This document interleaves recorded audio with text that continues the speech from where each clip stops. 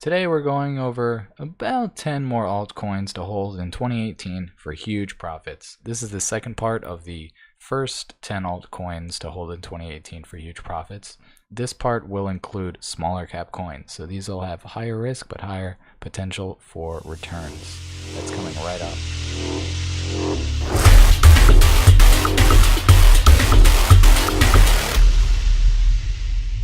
What's going on, everyone? Welcome to the CoinRocket YouTube channel, where we are now boarding for one-way trips to the moon. So if you'd like to join us, go ahead and hit the subscribe button. I mean, why not, right? So these are about 10 more altcoins. It's not exactly 10 because I've grouped a few together, but they're all coins, okay? They're definitely all coins, and they're probably all going to have huge gains this year. So as I've said already, this is the second part. If you haven't watched the first part already, you can click the link in the description for the first 10 coins that are mostly large cap coins, or actually I think they're all large cap coins. These are going to be medium and small cap coins, so these have a lot higher potential for huge gains, like 100x returns. So first on the list is Salt, and by the way, these are in no particular order. So Salt offers blockchain-backed loans, and what I love is that they just released the lending platform, so you can actually already take out some blockchain-backed loans if you want today. This is a medium cap coin. It's about 6 months old, and you can get it on Bittrex and Binance. Basically, they have this promotion going on where they're valuing Salt tokens on their platform at $27.50, which, if you don't already know, is a lot more than Salt tokens are being traded for in the markets. So right now Salt's about $8, but if you take out a loan, then you can pay it back with Salt tokens, and they'll be valued by the Salt lending platform as $27.50. So basically you only have to pay back about a half or a third of the amount of the loan that you actually took out, because they're valuing the Salt token so much higher than they're currently being sold for. There's really no way to know how long this promotion is going to last, because they haven't said how long it's going to last, but it's really just going to last probably until the price of Salt actually gets to $27, which, as long as they're doing this promotion, it's going to start heading towards that number. Okay, so they have Ethereum collateralized loans, or at least they will, in the first quarter of 2018. So right now all they have are Bitcoin collateralized loans, and I think maybe some other coins, I'm not sure, but next they're going to release Ethereum. So basically what makes Salt lending unique is that their loans are secured loans. So what that means is when you go to take out a loan, you will offer up collateral. Okay, and what your collateral is basically your cryptocurrency that you hold, that you're letting them hold on to while you take out the loan, so that they know that you're not going to just run away with the money and then never pay your loan payments back. Okay, so say you have, one Bitcoin, right? You offer your Bitcoin up for collateral, and it's worth about $10,000 to $15,000, right? So they'll give you about $10,000 to $15,000 in loans, right? Depending on the price of Bitcoin. And during that time, they're going to hold your Bitcoin for you, and the price can go up or down, and they're not going to penalize you for that. What they're going to do is they're just going to give you the Bitcoin, they're going to give you the amount of money that the Bitcoin was worth whenever you took out the loan. And so what that means is you can pay back the loan and still have your Bitcoin and still keep your gains when the price of Bitcoin goes up. And you're going to have really low interest rates, and you can pay it back with Salt tokens right now that are worth a lot more than people are selling them for. And you can also lend on the platform yourself. So if you're, maybe you don't want to take out any loans, you can lend money to people who do want to take out loans, and you can earn interest that way. So they're also adding in a developer platform for developers to kind of do their own thing with the Salt lending system. They're also releasing credit cards, and they're going to launch a loan fund, which should be interesting. Because loan funds on a blockchain is a really interesting idea, and so are credit cards actually. So that's it for Salt. All right, let's move on to Binance. So Binance Coin is supposed to be a decentralized exchange. Really, it's just a regular exchange, not really decentralized at the current moment. It's a medium cap coins. It's really new, about 6 months young, and of course you can pick it up on Binance. The reason I put Binance Coin on this list is because it's so young and it became the world's biggest exchange, crypto exchange, so quickly. Okay, and these exchange coins are interesting because they incentivize you to hold the coin, right? So not only do you get a discount on the fees on the Binance exchange whenever you have the Binance coin, but also they do quarterly coin burns. So I think they actually already did the coin burn for the first quarter of 2018.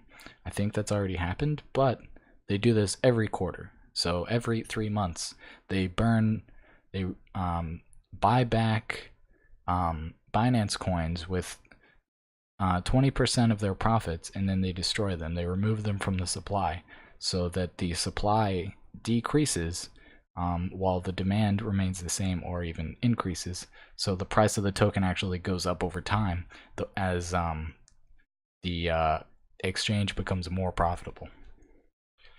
Okay, and they also have an event in the United States and China where they have, I believe, some guy named Ted who's going to talk at the Blockchain Technology Evolution Conference.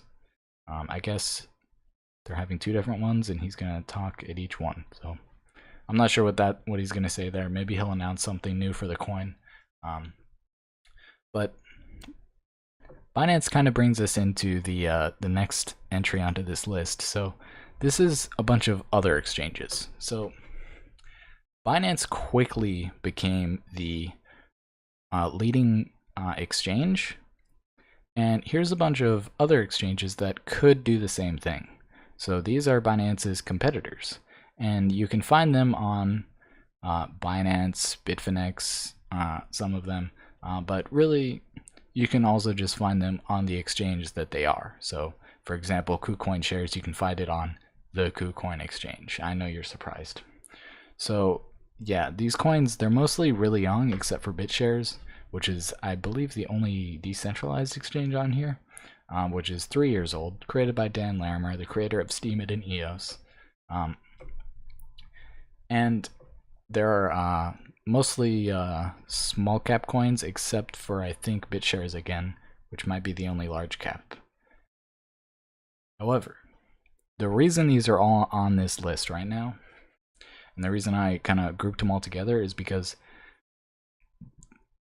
exchanges and coins for exchanges could be, you know, the future or whatever. They could be huge in 2018 because basically they offer incentives not only to use the exchanges to hold their coin and to hold their coin while you use their exchange, but also whenever people are using the exchanges, these coins are valuable. Basically, what makes these coins valuable is that people will use these exchanges. And the thing about an exchange is that it doesn't really matter whether the market is up or down. It doesn't matter whether prices are going up or down. It doesn't matter whether the market's bullish or bearish, right? The exchanges will always see volume. They'll always see people making trades. And so the value of these exchange tokens could basically always go up, even in a good or a bad market, right? Because some of them offer incentives to hold the coin, and as the exchange becomes more profitable, like Binance, the value of the token could also go up with that. So BitShares on here is a decentralized exchange. 0x and KuCoin shares are exchanges. Robinhood is another exchange. Robinhood is just starting out right now, and so is KuCoin.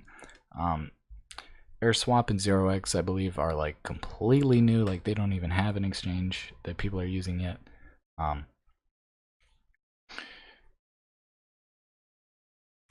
So I think, you know, if you think you missed the boat on Binance and, you know, it quickly became one of the world's leading exchanges, and you think you've missed the boat on it because it's already gone up to like $20 or more.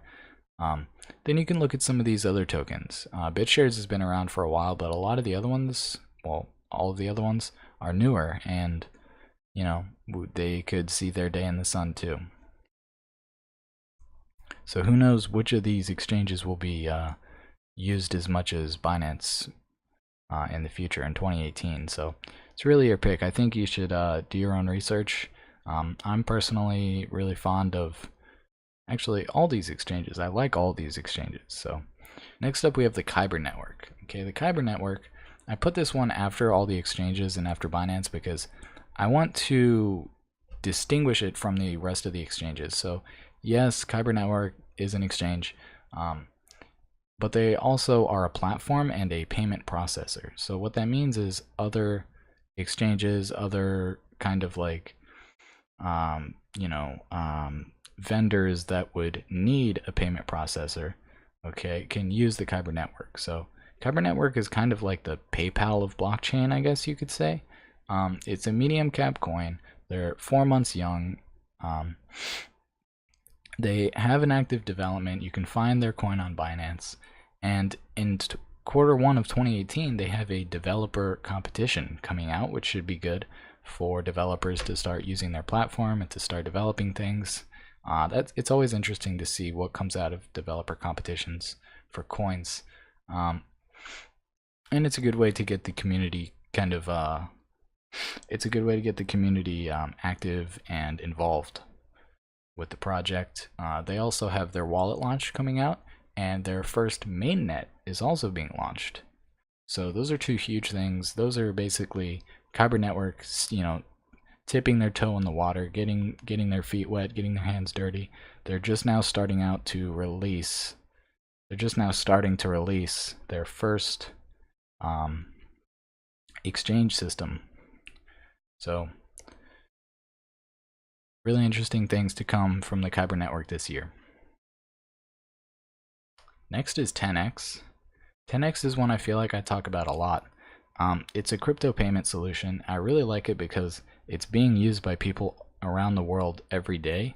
Okay, they already have debit cards, they already have the mobile app, and it's a small cap coin, which means it has so much room to grow, and it's only 7 months young, and you can find it on Bittrex. So this quarter, they're having their worldwide card rollout. They're getting a banking license.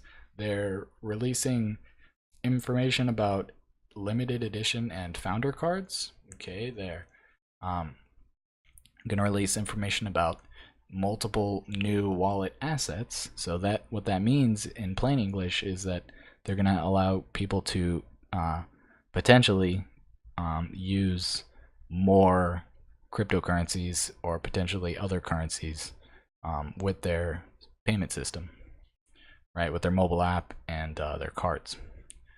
Okay, and also the commit network is going to receive an update. Basically, the commit network, it's something TenX uses in order to make their payments faster. So TenX, they don't have the fastest blockchain in the world, and some other companies do, basically. So TenX wants to focus more on bringing the product to the consumer and everything. They're not really focused on all the hard work of making the fastest blockchain in the world, because that's a problem in itself that's hard to tackle if you're trying to focus on other things like being a payment solution, having debit cards, getting a banking license, having a good mobile app, and everything else that TenX does. Okay. Next is basic attention token. Now this is a really interesting one, actually. I described it as a digital advertising platform, and that's really the only way I could think of describing what it is in 3 words. So what basic attention token does is it allows you to get paid to view ads, and it also allows advertisers to pay for ad space in a much better way. So what basic attention token does is it monetizes your attention instead of just monetizing like viewing a website or whatever. They actually pay attention to like where on the web page you're scrolled at, and like how long you look at a certain web page and how long you visit certain web pages, and all that information is kept private, right? It's kept private. It's it's not like Google Chrome where they're tracking everything you do and they're trying to sell you things. It's kind of the opposite of that, where it's monetizing your attention, but it's calculating how to get your attention based on private information that's encrypted and that no central authority has access to. Okay, and it's a medium cap coin, BAT. And one of the things that gives me so much faith in this project is that it's from the creator of JavaScript and Mozilla Firefox. So those are two huge projects that I'm a big fan of. And Basic Attention Token, I think, is another huge project, and it's integrated right into the Brave browser. So if you've never used the Brave browser, it's, in my opinion, the best web browser in existence that I know of. I won't talk too much about the Brave browser, but it's a major browser, and it has Basic Attention Token actually integrated directly in the browser right now. And they're currently having a promotion thing where they're giving people free BAT in order to start using it. So I actually got like $10 of free Basic Attention Tokens just for using the Brave browser. Okay, and this project is 8 months young. You can get it on Bittrex and Binance, and they're also releasing a laptop update on Brave laptop update. So that should be interesting. Really, a lot of this project has to do with the Brave browser and not as much with the token itself, but with the improvements in the Brave browser and the integration with the Basic Attention Token, we'll see more adoption of the token, and with that, of course, a price surge. Next up is Substratum. So Substratum is going after creating a decentralized web. So when I say decentralized web, I don't just mean like decentralized websites or decentralized apps. I mean like the internet itself is decentralized. Like this is a different internet. This is the worldwide decentralized web. That's what Substratum is tackling right now, is basically finding a way to cut out the middlemen on internet service providing. So this means that, you no longer have to deal with internet service providers or carriers or anything like that. You can just do it completely peer-to-peer, and you don't have to worry about like net neutrality or like what this central authority thinks about your browsing history, right? You don't have to worry about your internet service provider spying on you and like selling your information to advertisers, and just all these problems that come with having a central authority. Obviously it's more expensive as well, and with Substratum you can actually, of course, also earn money by hosting your own nodes. Anyway, it's a medium cap coin, 6 months young. You can find it on Binance, and it's seen a major pullback recently, and I think anything under like $2 is a steal for this coin. Right now it's towards like $1. We've seen it as high as $3. I think it could go way higher than that. I don't like making specific predictions, but by the end of 2018, Substratum could easily be $10, $15 or more. That's just my opinion. But so this quarter they're having their beta launch of the platform, which is huge. They're allowing personal node hosting, which again is huge, and they're being listed on Robinhood, which not so huge. Still a good thing for the coin. Okay, and if you don't know what personal node hosting is, basically personal node hosting is how you would earn money with the Substratum platform. Basically that's you acting as a server for the decentralized web. Okay, and you're essentially, what you're doing is you're selling your computer's processing power on the blockchain. So that's it for Substratum. Next up we have Civic. Civic's a project that I think is interesting. It's an identity management service. Basically, the service that Civic offers is a way to allow people to control their own information, their own kind of like demographic information and like really private information that we've somehow in recent times managed to just give away so easily. So, you know, like all these apps that ask for permissions on your phone, and like, you know, there's Google spying on you through your web browser, and your ISP is trying to spy on you, and everyone trying to like get data on you so they can sell you things. And what Civic does is it says, okay, how about you control your own data, you control your own identity, and then whenever someone needs information about you, right? Like if they want your ID, they want your passport, they want your name, they want whatever, then you just use the Civic app and you give them permission to only use what they need. And again, that's with your permission first. Okay, they only use what they need when they need it, instead of, right, this basis where you just, oh, stand in line for 30 minutes and hand this person, you know, this piece of paper that's, I mean, it's such an outdated system, let's be honest, and it's expensive, it's time consuming, and Civic aims to solve a lot of those problems.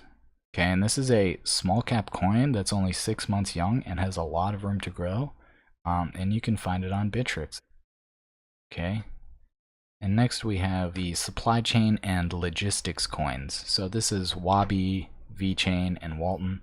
VeChain is going through a rebranding soon. I believe they're going to be called Thor, which is interesting.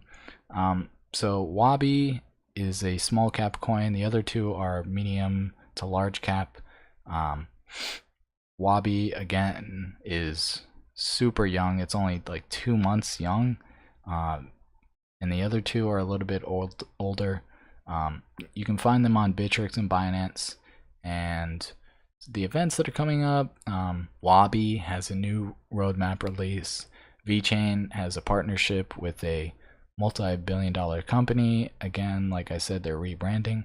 And Walton Chain is converting from an ERC20 token, which is great to see. And they are releasing master nodes, which is great for anyone who owns a lot of Walton who wants to start staking and earning that way.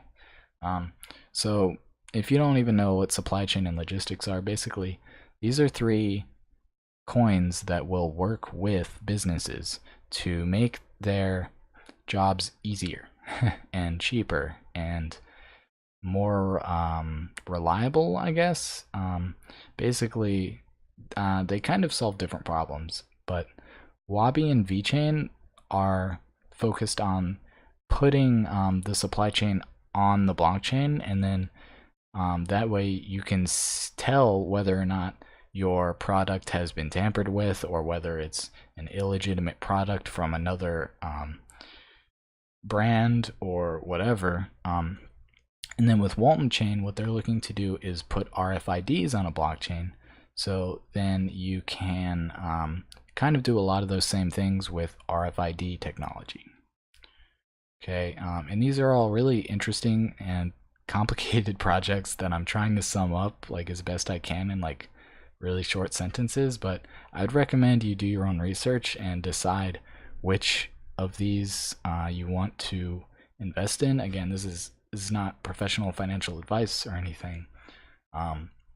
It's just my opinion, but WABI, VeChain, and Walton are 3 really good picks. I personally own 2 of them, and I think they're going to be huge, especially WABI, which has so much room to grow right now, sitting at like sitting as a small cap coin that's only 2 months young. We could easily see all 3 of these coins raise in value a lot over the next year. And that's it. So I thank you guys for watching. Remember to leave a like, a comment, a subscription if you're not already subscribed, and share the video if you really liked it. And I'll see you guys next time.